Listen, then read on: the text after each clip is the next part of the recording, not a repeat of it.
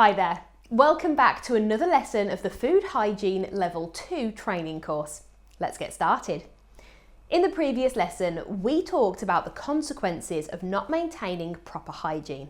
We also discussed the different food types and the hazards involved. We learned the basic hygiene protocols and foodborne illnesses. This lesson covers the appropriate systems of food control. So, let's get started. A food safety management system controls risks from the beginning of food production to the end. It also ensures your business has safe practices. Your food safety management system should be a written document containing all the information about your food safety procedures. Food safety management system documents should also be accessible to staff, local authorities, enforcement officers, and supply chain companies. Let's now talk about what you should include in your food safety management system. Your food safety management system must include 8 things. They are 1. A policy statement, 2. An overview of HACCP, 3. Identifying critical control points, CCPs. You should analyse your business and premises for hazards and CCPs. 4. EHO inspections. You must have a written record of your inspection procedures for the local authority. 5. Complaints procedure. You must have a written customer complaints procedure. 6. The HACCP summary.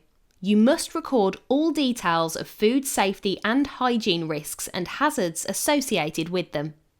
7. Design and structure standards. Your premises design and structure must be safe, including facilities and equipment. 8. Record keeping. You should include templates of all supporting documentation. All food business operators are legally obliged to maintain a food safety management system based on HACCP. HACCP stands for Hazard Analysis Critical Control Point. As its name suggests, the HACCP document helps to identify and control hazards at the critical points in food production and handling operation. HACCP is intended to prevent or minimise the risk of food contamination.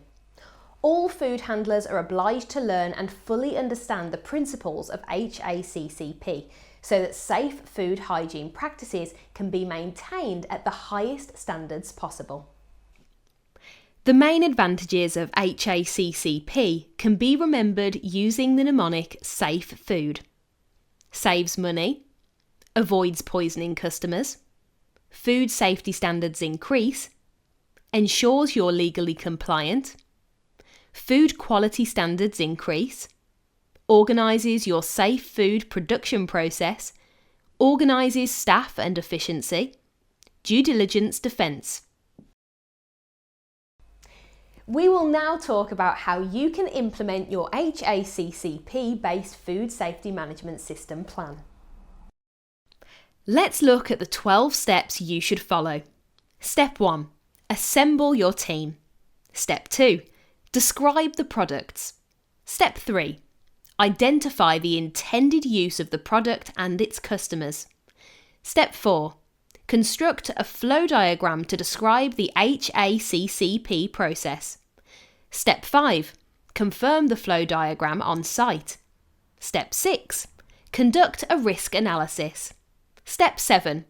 Identify the critical control points and remove the hazards. Step 8. Establish the critical limits and maintain them. Step 9. Establish monitoring procedures. Step 10. Deciding on corrective action plans. Step 11. Verifying corrective action plans. Step 12. Documentation and review. By following these 12 steps, you should be able to put together a solid food safety management system in place that will keep you compliant with the law. A huge part of maintaining HACCP and food safety management system comes down to regular monitoring. As a supervisor, one of your and your staff's most important tasks is to perform certain checks every time your business opens and closes. Among other things, this will ensure that basic food safety standards are maintained consistently. You or your delegated staff should perform certain checks at the beginning of every day of business.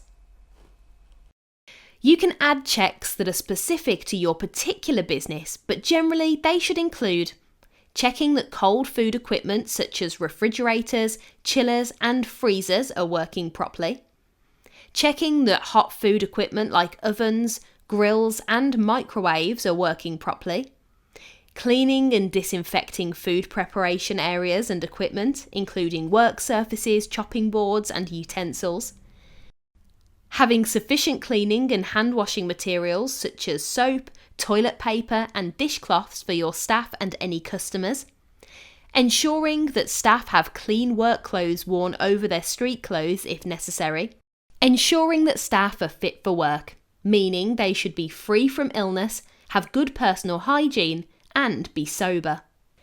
At the end of the day, you and the relevant staff members need to make sure that foods that are past their expiration date are discarded and no food is left unstored. Also, make sure that dirty clothes and towels are removed for cleaning and replaced with clean ones.